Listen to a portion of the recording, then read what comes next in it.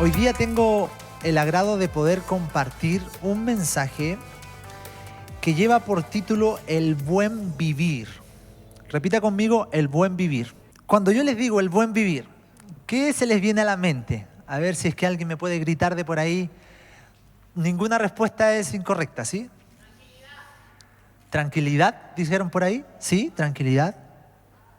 Paz, buenísimo. Ya, gozo, ya. Ahora, ¿cómo uno logra el buen vivir? O cómo la gente dice que logra el buen vivir, ¿ya? No seamos, yo sé que viene la respuesta automática de nosotros como cristianos, que es la realidad de no estar en el Señor, etcétera. Y de eso les voy a compartir. Pero la gente, a ver, ¿qué pensaría la gente de un buen vivir? Dinero, tener el dinero suficiente para hacer lo que uno quisiera y estar tranquilo en eso, ¿no? ¿Qué más? Tener salud, tener trabajo, ¿sí? Bien. ¿Qué más? No tener problemas, difícil está, pero sí, es verdad. No tener problemas, ¿qué más? Techo donde vivir, buenísimo también.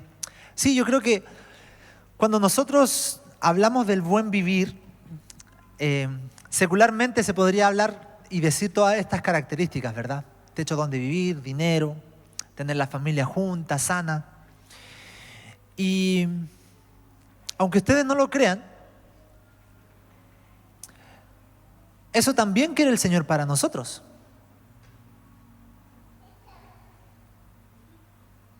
El Señor nos dice en su palabra, o sea, si ustedes son, así, yo voy a parafrasear, ¿sí? Hablando así como en el lenguaje chileno actual.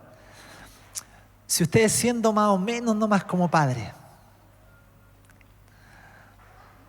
quieren que sus hijos, quieren darles que sus hijos vivan bien, tener dádivas para sus hijos.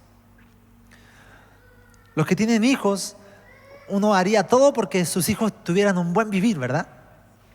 Y luchan para eso. ¿Cómo nuestro Padre, que está en los cielos, que es el mejor Padre de todo, no va a querer eso para nosotros? Entonces muchas veces nosotros hacemos una diferencia y entendiendo de que la buena salud, el dinero, tener una casa, una familia sin Cristo, es difícil, es diferente la situación. Y nosotros entendemos que la respuesta automática de un cristiano es vivir en Cristo, es tener a Cristo en el corazón, tener paz, buenísimo, pero también tenemos que comprender que todas esas otras cosas, el Señor las quiere para nosotros. Siempre y cuando nosotros tengamos un corazón volcado y rendido a Él, porque Él es un Padre bueno. Y lo dice en su palabra. Bueno, esa fue una introducción que no iba tanto en el tema, pero me pareció importante, importante decírselas, porque muchas veces tenemos conceptos que los separamos y en realidad no están tan separados. Ahora, hablando como hijos de Dios, hoy día vamos a hablar un poquito de qué se trata el buen vivir para nosotros. Aparte de esas cosas materiales que si bien son importantes y el Señor quiere eso para nuestras vidas, hoy día quiero compartirles de el buen vivir dando ejemplos de una declaración o un poema, incluso podríamos dar un escrito que hizo un rey que para muchos, incluso se dice en la historia que ha sido el mejor rey que ha tenido Israel, que es el rey David. El rey David declara algo y lo deja plasmado en un salmo, que es el Salmo 27 del 1 al 6. Así que busquen en su Biblia, Salmo 27 del 1 al 6, por favor. Si es que usted no tiene Biblia porque primera vez que viene, va a estar en la pantalla. Si es que usted no trajo la Biblia y ya viene hace 3 años, el fuego del cielo, no, pero tiene que traer, ¿sí?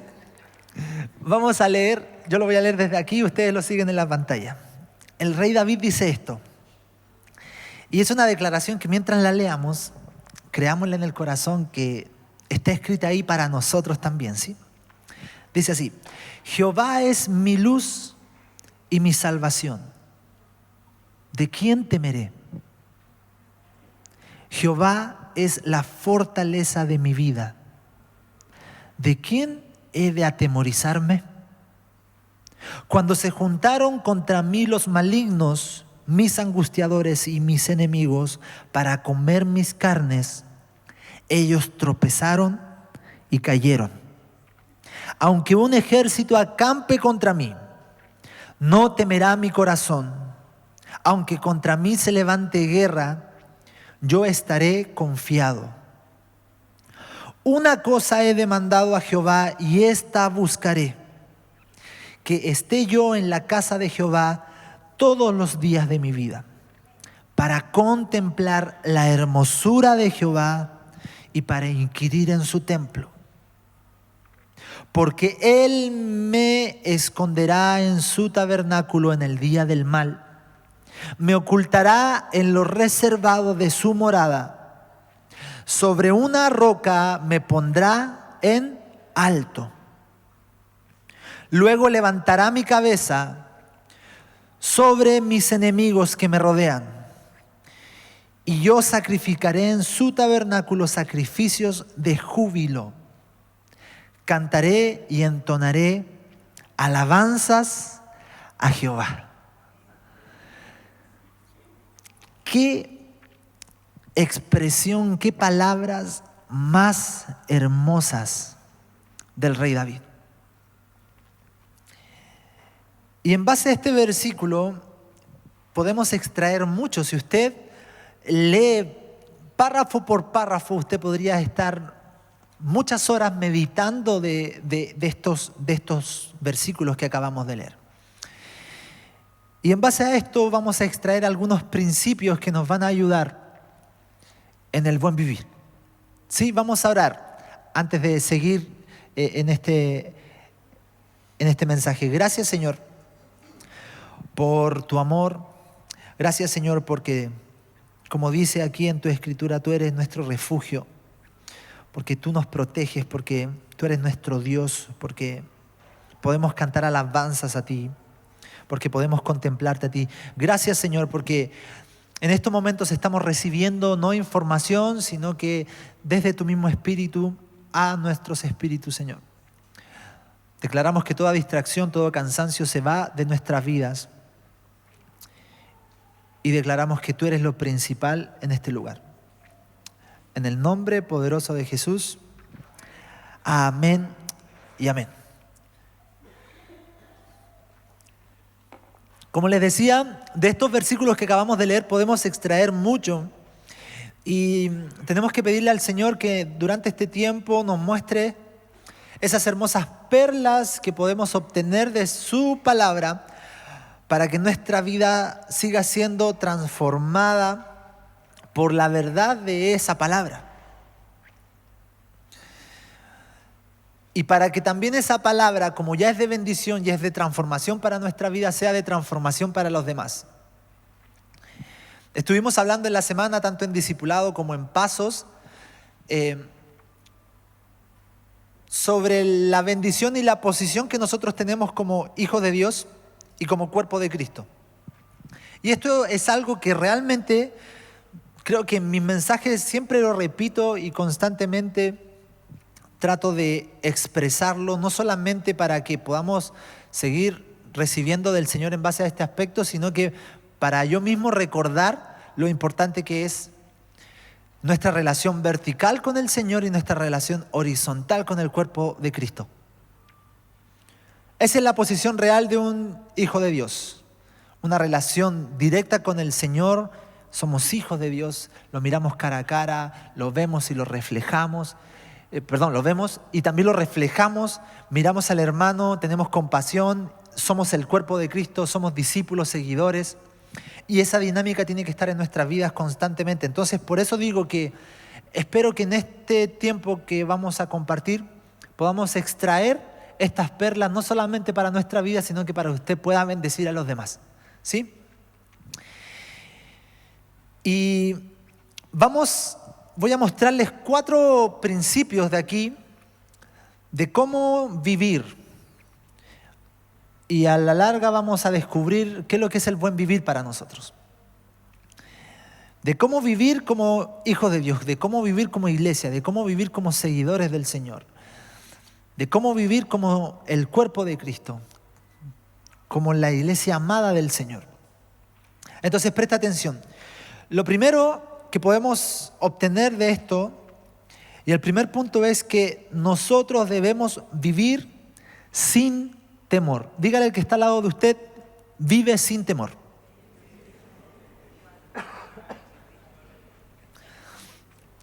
De nuevo, vive sin temor, dígale. Miren lo que dicen los primeros 3 versículos. Jehová es mi luz y mi salvación. Y hace una pregunta, que es una pregunta como primero dio la respuesta y después hizo la pregunta, ¿sí? Entonces, dice, ¿de quién temeré? Si Jehová es mi luz y mi salvación.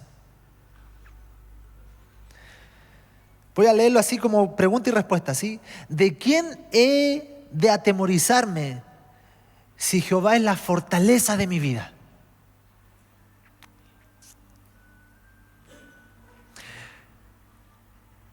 Y después dice esto, cuando se juntaron contra mí los malignos, mis angustiadores y mis enemigos para comer mis carnes, ellos tropezaron y cayeron. ¿Por qué? Porque leamos de nuevo el versículo 1, porque Jehová es mi luz y mi salvación y Jehová es la fortaleza de mi vida. Y luego dice, aunque un ejército, no solamente enemigos, sino que ahora, aunque un ejército, no una persona, sino que un ejército acampe contra mí, no temerá mi corazón. Aunque contra mí se levante guerra, yo estaré confiado. David declara algo que tiempo después Jesús le iba a preguntar eso mismo a sus discípulos. Hay una historia en la Biblia que dice de que los expertos del mar, que eran sus discípulos, gran parte de ellos eran pescadores, y bueno, estaba Pedro, que dice que era dueño de muchas barcas, algunos dicen, entonces eran capísimos en el mar, estaban en la barca con Jesús y había una tormenta terrible, al nivel de que los expertos del mar, de que los pescadores estaban aterrorizados. ¿Y qué estaba haciendo Jesús? Durmiendo. Entonces los discípulos llegan y dicen, Jesús, sálvanos, no, el barco se está hundiendo, nos vamos a caer, vamos a morir, ayúdanos. Y Jesús les pregunta algo muy relacionado a lo que el rey David dijo en estas palabras. Les dice, ¿por qué temen? ¿Por qué temen? Y los discípulos sabían muchas de las cosas que había dicho el rey David, porque era parte de su historia, ¿sí? Era parte de lo que ellos sabían, de lo que ellos habían aprendido desde niños. Jesús se lo había recordado. Y les dice, ¿por qué temen? Puede parecer ilógica esa pregunta, porque los discípulos podrían decir, pero ¿cómo Jesús nos pregunta eso? ¿Por qué tenemos temor si el barco está moviéndose de aquí para allá, nosotros casi nos estamos volcando, se va a dar vuelta el barco, vamos a morir ahogados, la mar está muy fuerte, hay una tormenta increíble? ¿Por qué nos estás preguntando eso? ¿No estás viendo?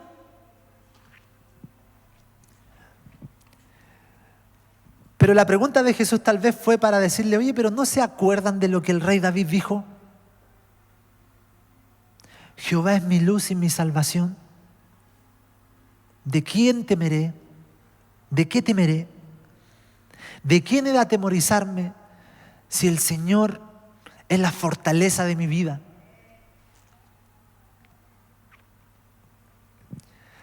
Entonces esta situación nos refleja de que muchas veces también en nuestra vida podemos estar al igual que en su tiempo David, que David tuvo muchos enemigos, mucha gente quiso matar a David. Tal vez nosotros estamos en esa posición de los discípulos, de que realmente en la barca de la vida está entrando agua, pero a montones. Pero en esa circunstancia, el Señor te pregunta, hijo, ¿por qué temes? Si yo soy tu luz y tu salvación, si yo soy tu fortaleza, ¿Por qué tienes que estar atemorizado si yo estoy contigo en la barca? Una vida sin temor. No es que David o los discípulos no tenían dificultades. David, como les dije recién en el versículo 2, dice que los malignos, sus enemigos, se juntaron para matarlo. Los discípulos de la misma manera estaban en la tormenta. Tal vez usted en este momento hay alguna persona que está hablando mal de ti. Tal vez en este momento perdiste el trabajo. Tal vez hay una enfermedad en ti o en la familia que está causando estragos. Tal vez los ánimos no andan bien.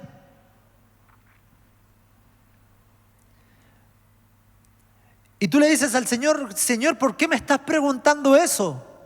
Si no ves la realidad de mi vida, si no ves la realidad de mi economía, si no ves lo que está pasando. Es ilógica esa pregunta, Señor. Yo tengo temor por esta situación. Mira lo que está saliendo en las noticias. La economía del país y muchas cosas, mucha información que nos llega. Nosotros podríamos fácilmente decirle, Señor, ¿por qué me estás preguntando eso? Pero Jesús te está diciendo en esta mañana lo mismo que David declaró. Yo soy tu luz. Yo soy tu salvación. Yo soy tu fortaleza. Puede haber cansancio en tu vida, sí. Pueden haber enemigos, también. Pero aunque un ejército acampe contra ti, no debes temer. Aunque se levante guerra contra ti, contra tu casa, contra tu familia, contra tus generaciones, nosotros vamos a estar confiados porque Jesús está ahí. Van a haber tormentas en tu vida, pero Jesús está en tu barca en medio de la tormenta. No debe haber temor. Y lo último que digo en este punto es lo que dije al principio. El Señor es tan buen Padre y te ama tanto, con un amor perfecto. Y el perfecto amor echa fuera el temor. No sé si usted está recibiendo esto, pero realmente es algo que tenemos que vivir y va en contra de lo que el mundo te está ofreciendo y te quiere hacer creer. Es por eso que es súper importante cerrar los oídos a lo que las noticias están diciendo, porque usted sabe de que si es que no rescatamos los medios de comunicación para el Señor, el enemigo a través de los medios de comunicación lo que hace en tu vida es impartir miedo. Es por eso que abundan las malas noticias y uno piensa que nunca hay buenas noticias en las noticias. No sé si a usted le pasa eso. Una vez nos pasó de que estábamos viendo lo que estaba pasando en Egipto. Había una protesta en la plaza principal de Egipto y en las noticias salía, pero que Egipto se estaba cayendo a pedazos. Y mostraban ahí desde los edificios una guerra y los militares con autos y batallando contra la gente y la gente tirando bombas, así como, no sé, se creían así los chilenos, los egipcios no estaban copiando el estallido social, no, pero estaban así. Y nosotros llamamos al tiro a un amigo que vivía en Bolivia, el Fadi, que era egipcio. Oye, ¿está todo bien allá, tu familia, todo? Y él me dice, Egipto tiene más de ¿cuántos millones de habitantes tiene solamente el Cairo? Coque, creo que son como 6 millones de habitantes solamente en la ciudad principal de Egipto, que es el Cairo. 6 millones. Y habían 2.000 personas haciendo alboroto en una plaza. Perdón, ¿cuánto?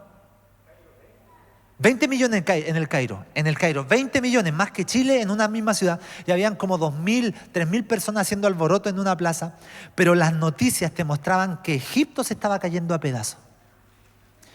¿Por qué les explico este asunto? Porque muchas veces nosotros estamos tan abiertos a lo que las noticias dicen, a lo que está pasando, lo negativo, que empezamos a anular lo que el Señor está diciéndote hoy día lo que el Señor está diciendo en este tiempo para ti, para tu familia, para la iglesia, para la humanidad?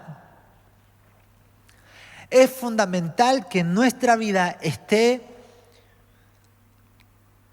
dispuesta a lo que el Señor quiere decirnos, que nuestros sentidos espirituales estén abiertos para recibir la palabra del Señor, para recibir las buenas noticias del reino.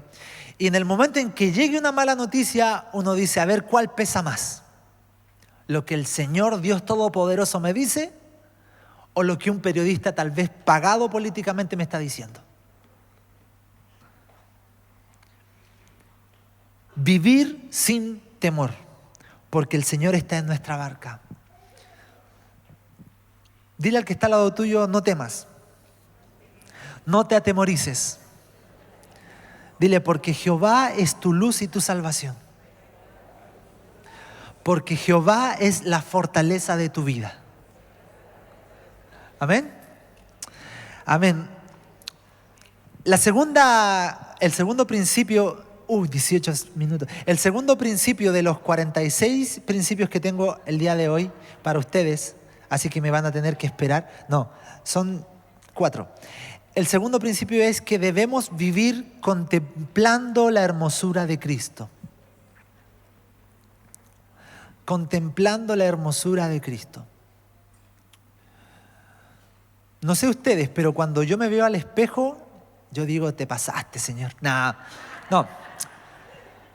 No sé los que han tenido bebés pequeños. Yo veo a la Noemí cuando duerme, porque ahí está más tranquilita, y realmente me pierdo mucho tiempo en mirarla, y también en mi esposa cuando duerme como una princesa.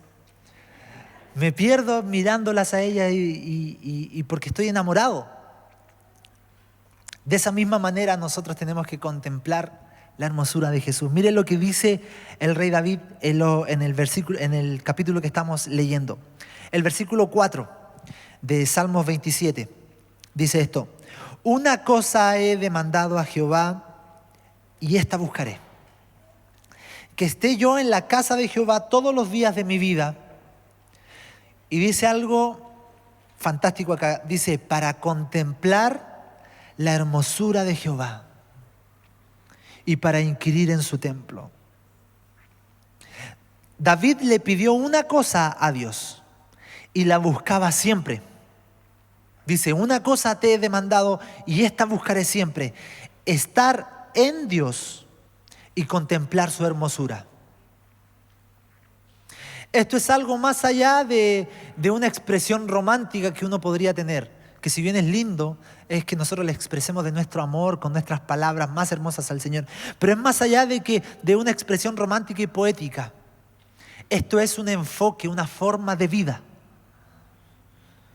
Es estar claro dónde está mi visión y avanzar y continuar buscando eso, que es la hermosura del Señor.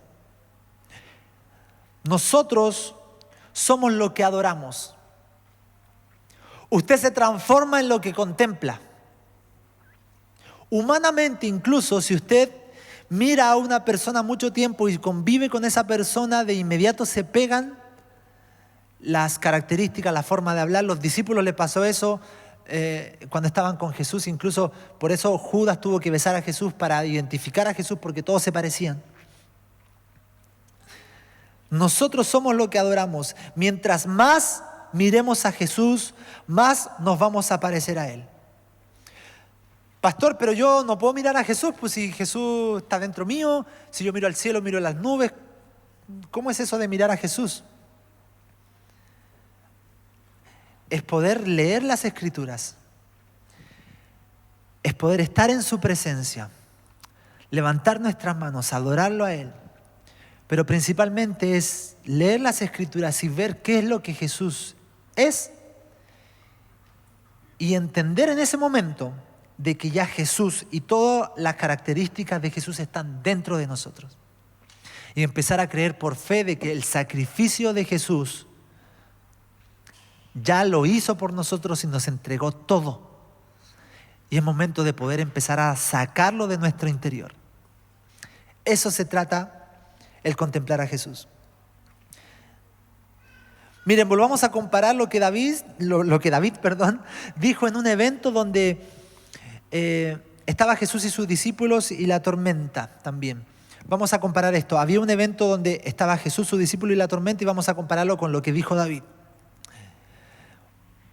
Jesús en la barca con los discípulos nuevamente, había una tormenta. Miento, no estaba Jesús, estaban los discípulos navegando y de pronto ven un fantasma caminando por el mar. Todos se aterrorizan nuevamente. Eran bien miedosos los discípulos, ¿eh? No sé si usted se ha dado cuenta, pero... Entonces, se aterrorizan nuevamente, todos empiezan a decir un fantasma, hasta que Jesús dice, tranquilo, soy yo. Y todos quedan locos diciendo, wow, está caminando por el mar, ¿quién es este? Wow, increíble. Yo me imagino que se golpeaban, mira, es Jesús, está caminando. Y Jesús y Pedro, uno de los discípulos como que tenía más, era más metepata, digamos, pero también tenía una personalidad como un poco más atrevida. Le dice, a ver, si eres tú, manda que yo camine por las aguas. Y Jesús le dice, camina. Y Pedro baja de la barca y empieza a caminar por el mar. Yo me imagino que ahí los discípulos estaban más vueltos locos, porque una cosa es que Jesús, el Hijo de Dios, camine por el mar. Pero otra cosa es que el Pedro camine por el mar, los discípulos estaban vueltos locos. Y dice que Pedro estaba caminando y mientras veía a Jesús caminaba, pero se empezó a dar cuenta que el mar estaba bravo y empezó a ver las dificultades de su trayecto y se empezó a hundir porque se desenfocó de mirar el rostro de Jesús. Y empezó a hundirse y nuevamente salió el Pedro cobarde, Señor, ayúdame, y Jesús lo rescata. Una cosa he demandado a Jehová, dice David, y esta buscaré, que yo esté en la casa de Jehová todos los días de mi vida para contemplar su hermosura, para ver a Jesús y no desenfocarme. Contemplar su hermosura es contemplar sus atributos. El acto de contemplar es un acto de seguir, de continuar. Mientras más contemplamos a Jesús, más lo seguimos. Mientras más contemplamos y no quitamos nuestra mirada de la persona de Jesús, puede estar pasando algo, puede estar caminando por algo que humanamente no se podía caminar, que era ilógico caminar por el agua, y puedo estar haciéndolo mientras estoy enfocado en la hermosura y contemplando la persona de Jesús. Mientras más lo seguimos, más claro podemos ver. Y no solamente podemos ver lo que es Él, sino que más claro podemos ver quiénes somos nosotros en Él. Y eso es algo espectacular, porque como les decía al principio, no solamente se trata de quién es Él para nosotros, sino que quiénes somos nosotros para Él, porque la única manera de poder tener una identidad clara es mirarlo a Él, entender quiénes somos nosotros para Él, y de esa manera podemos bendecir a las demás personas con autoridad. Es una posición, por eso les digo que contemplar la hermosura de Jehová no es una expresión de amor y romántica y poética solamente, sino que es un enfoque, es una forma de vida, sin temor y contemplando a Jesús.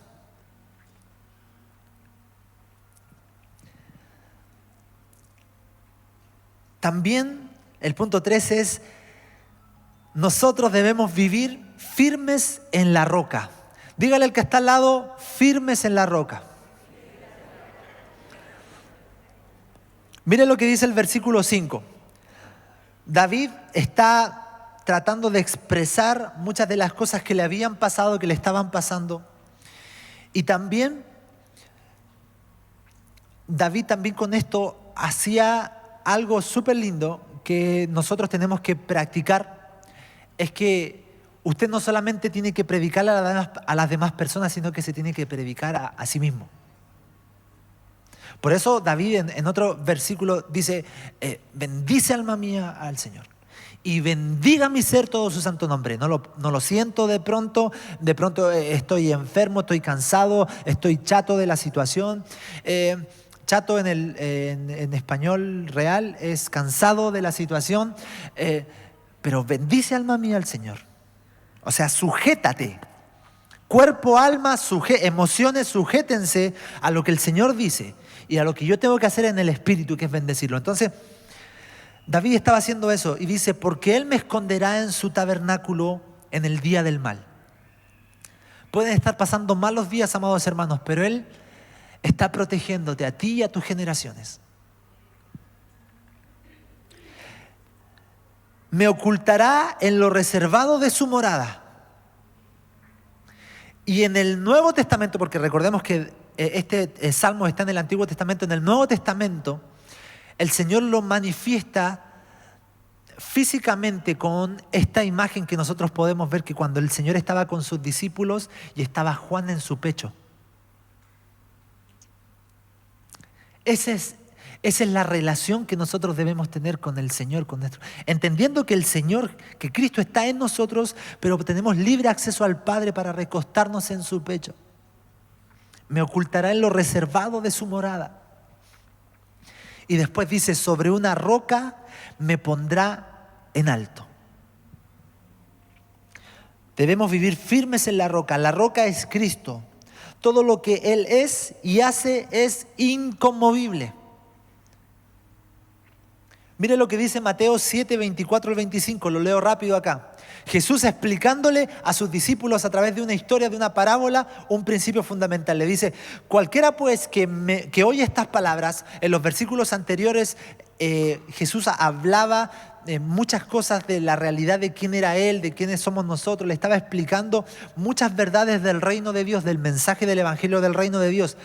Entonces después de eso les dice, cualquiera que oye estas palabras y las hace, le compararé, no solamente oye las palabras, sino que las hace, vive, tiene una actitud constante de provocar en su vida lo que el Señor le estaba enseñando. Voy a abrir un paréntesis acá que no lo tengo anotado, pero es tan importante eso. Las únicas verdades de las Escrituras que se hacen realidad en nuestras vidas es las verdades que creemos, pero que practicamos. Muchas veces, por ejemplo, en el tema no solamente económico, pero este es un principio que va muy relacionado a lo económico. Muchas veces uno dice, Señor, pero ¿por qué si tú eres mi Dios y yo realmente me está faltando? Y en la Escritura dice que el que siembra abundantemente, abundantemente va a cosechar. Y el Señor te está diciendo, pero es que mira tus manos, son como de una guaguita, apretadas, apretadas, apretadas. Manos de guagua. No siembras, no bendices. ¿Cómo vas a tener más? Entonces no es solamente creer la palabra, sino que hacerla, ¿verdad? Entonces, dice, cualquier persona que oye estas palabras y las hace, yo lo voy a comparar a un hombre prudente que edificó su casa sobre la roca. ¿Y qué características tiene una casa sobre la roca? Yo soy un experto en construcción y se los voy a decir. Puede descender la lluvia, pueden venir ríos, pueden soplar vientos, puede todo eso golpear contra esa casa y esa casa no va a caer porque está edificada en la roca.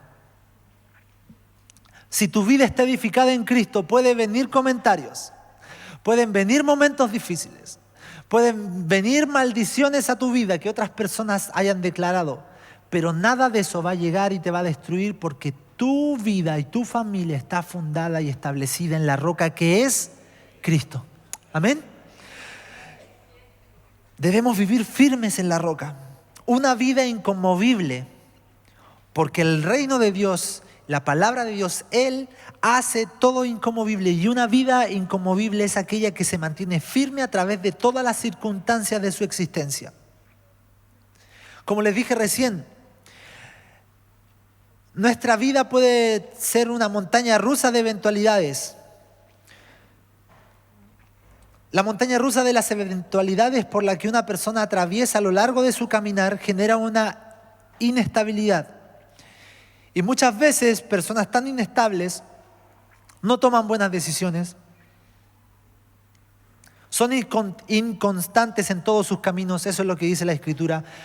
Hombre de doble ánimo es inconstante en todos sus caminos. Por las situaciones muchas veces tenemos doble ánimo y puede ser hasta mortal.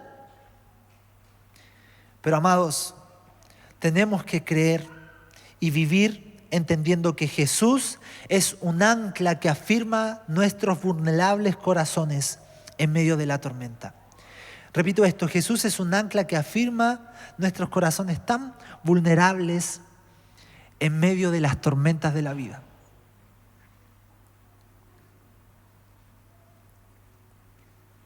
La roca que es Cristo nos da la seguridad y a la vez la protección.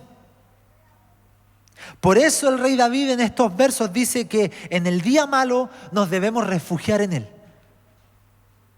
Amados, vengan a mí todos los que están cargados y cansados, que yo los haré descansar, dice el Señor.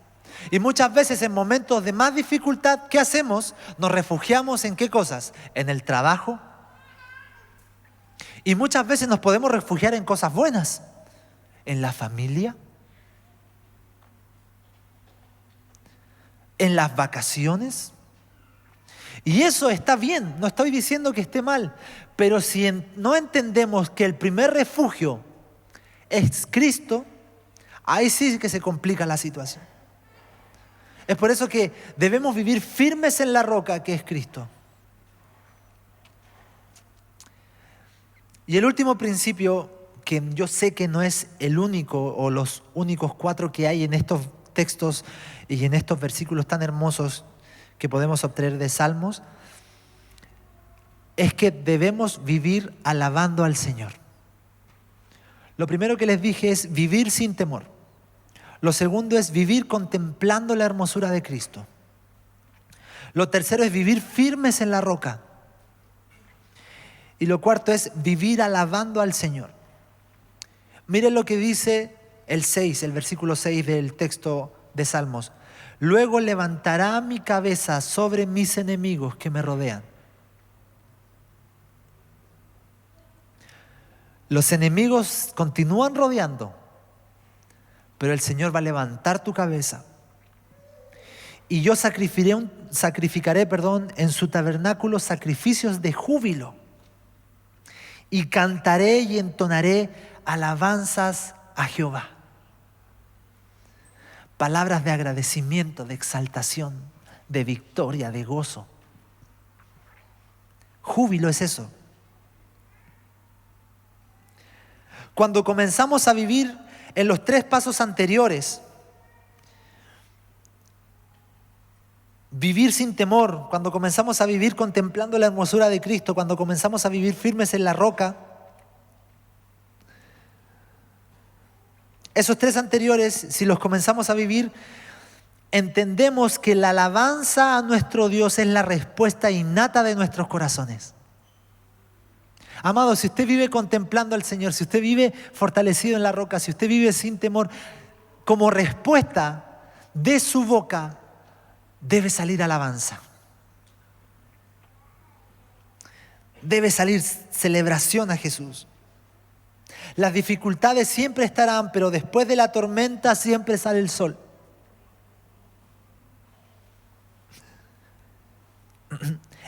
Amados, hoy es un tiempo de poder alabar y celebrar a Jesús por lo que Él hizo, por lo que Él hace y por lo que Él hará en nuestras vidas. Es tiempo de levantar nuestra cabeza sobre nuestros enemigos. Y no debemos decirle, Señor, mira el tamaño de nuestros enemigos, sino que debemos decirle a nuestros enemigos, mira el tamaño de nuestro Dios. Amén. Así tiene que ser. Él levanta nuestra cabeza sobre nuestros enemigos y debemos expresar: el Señor es mi fortaleza. El Señor es mi refugio. Yo soy hijo de Dios. Yo soy su cuerpo. Yo soy su iglesia. Si Él es conmigo, ¿quién contra mí? No hay nada imposible para el Señor.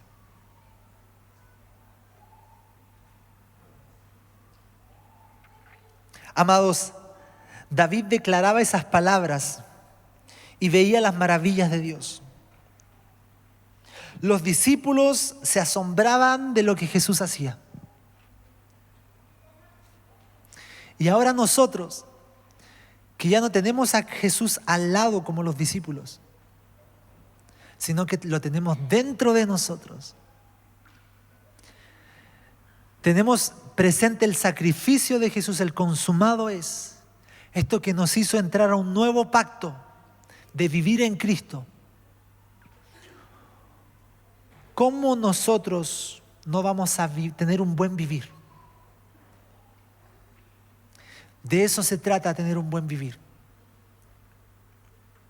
Cristo en nosotros es la esperanza de gloria.